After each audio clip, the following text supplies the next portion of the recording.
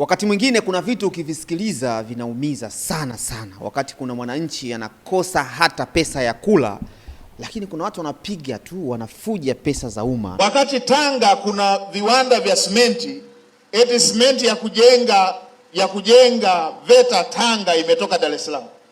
Imeona taarifa kutoka huko Tanga, Kilindi, wilaya ya Kilindi huko mkoani Tanga, ambapo Waziri Mkuu Dr. Mwigulu Lameck Nchemba ametoa maagizo ya TAKUKURU kuchunguza fedha ambazo zilitolewa kwa ajili ya ujenzi wa jengo kuisha kabla jengo halijaisha. Hiyo bajeti ilipangwa, na amezungumza kwa uchungu sana, akieleza kwamba hiyo hali ipo na kuna nyakati jengo linajengwa Tanga lakini simenti inachukuliwa Dar es Salaam.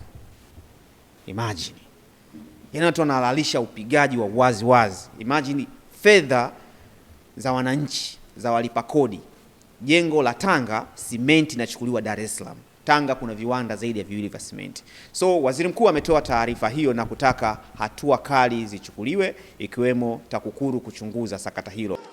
Ni kweli tulipata fedha ya majengo 9, na kama tulivyokueleza kwenye taarifa yetu ni kwamba kuna ugumu wa kusafirisha material, kwa hiyo gharama zinakuwa nyingi.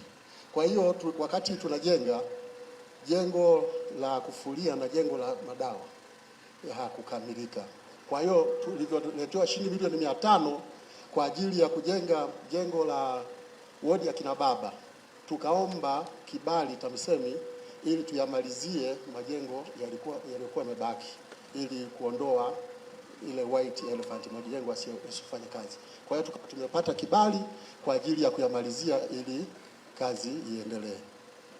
Nani mlijenga bila budget? Mwanzoni mlikadiriaje na imekuwaje baadaye budget? Imekuwaje baadaye umbali huu umbali unaosema hamkukadiria mwanzo?